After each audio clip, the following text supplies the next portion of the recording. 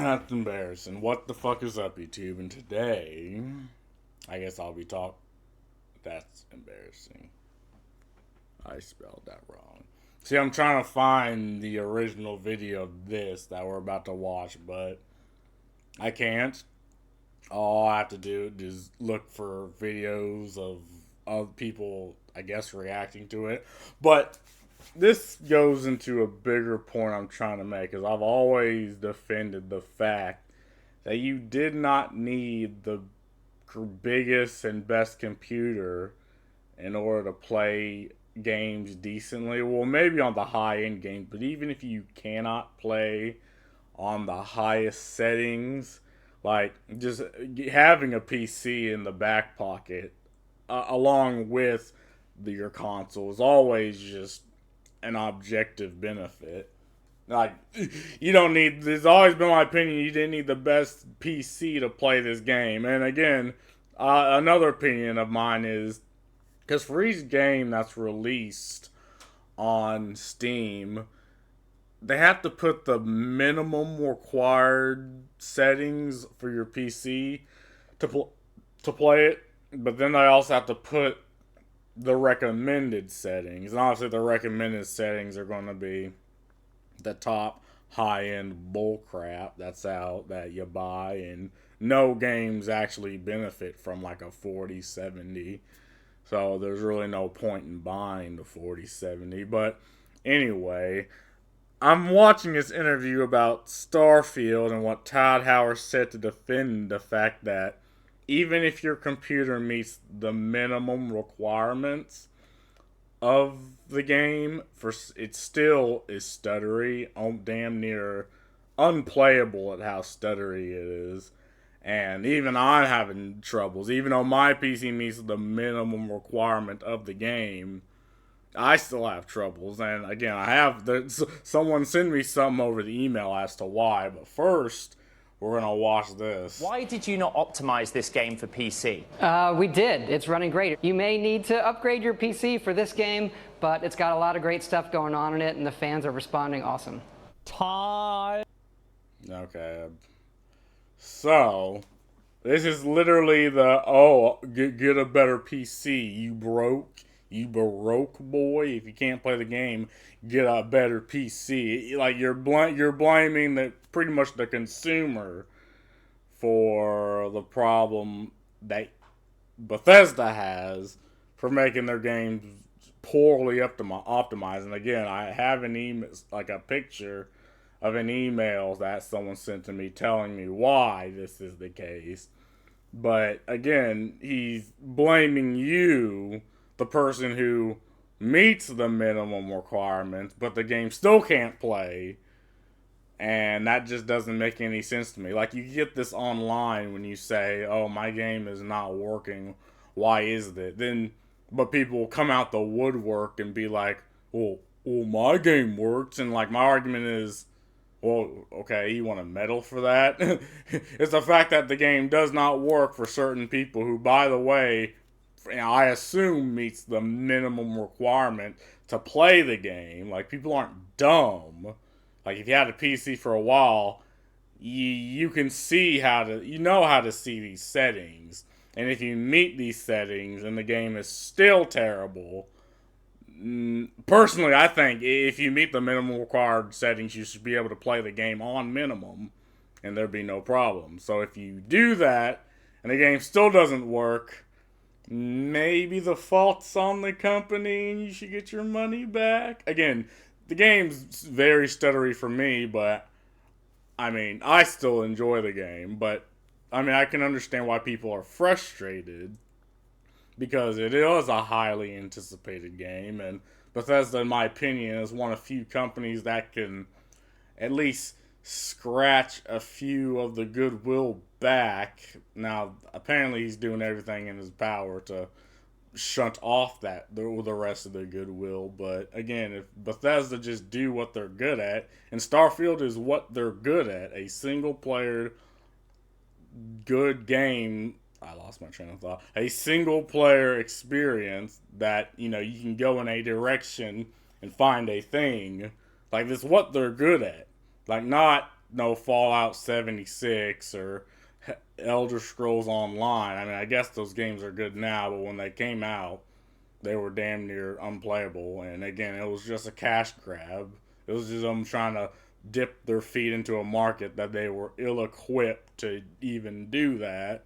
So yeah, if they just, even if the game's bad, in my opinion, if it's what they're good at, I think they should build upon that instead of trying to chase the wider audience. Because the thing about the wider audience is it's like a unicorn, all right? It doesn't exist.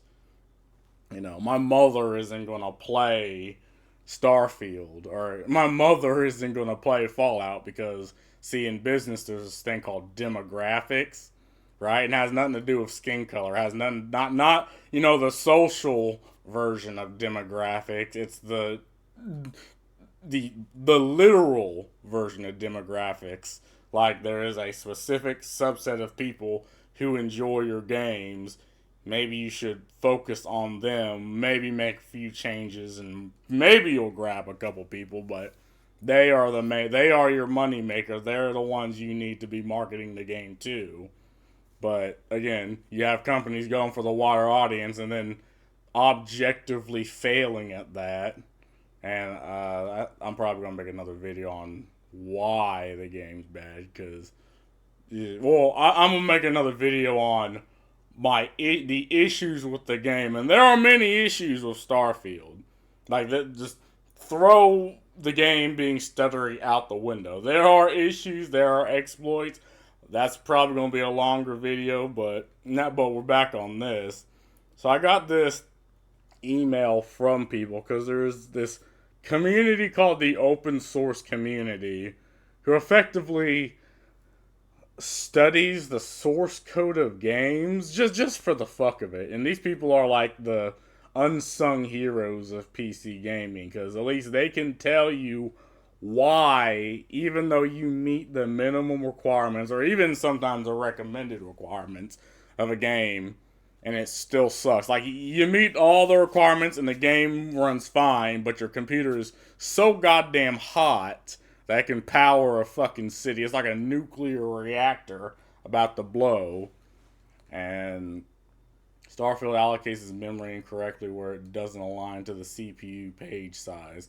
If your GPU drivers are not robust against this, your game is going to crash at random times. See, my game doesn't crash, but it will stutter to hell. Starfield abuses a D12 feature called Execute Indirect. One of the things that this wants is some hints from the game so that the graphics driver knows what to expect. Since Starfield sends in bogus hints, the graphics drivers get caught off guard, trying to process the data and end up making bubbles in the command queue. These bubbles mean that the GPU has to stop. What is it doing? Stop what it's doing. Double check the assumptions it made about the indirect execute, and start over again. I don't know what the fuck any of this is.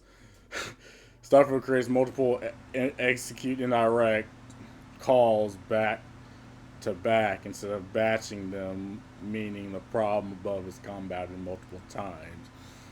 I don't know what any of that means.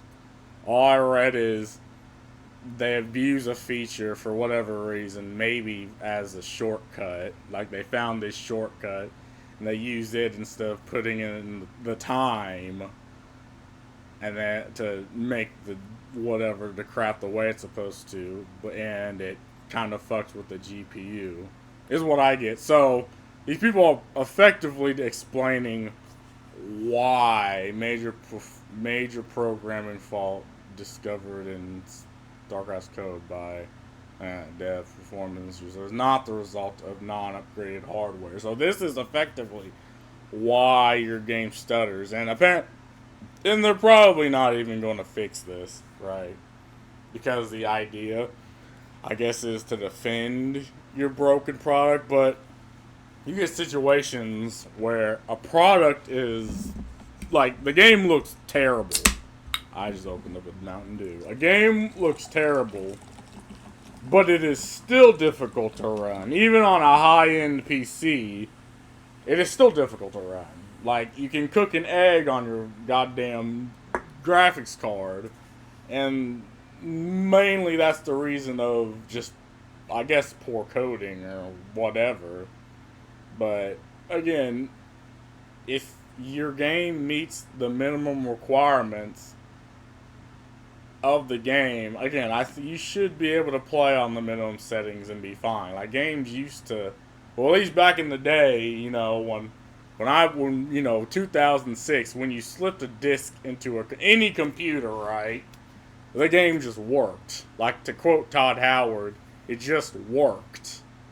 And even if, hey, we had these goofy looking netbooks in high school, we played Minecraft and Combat Evolved. The thing is, with Minecraft, all you had was an executable that you double click, and your friend clicked the same executable. So, like, just the program start.exe, and the game just worked. It just turned on, you were instantly connected, and that's all that was required. But nowadays, you have, and this is probably going, like, off of this. Nowadays, you have so many third-party like programs that open up via like Denuvo or third-party anti-cheat or whatever that open up, and that also affects the GPU and the CPU.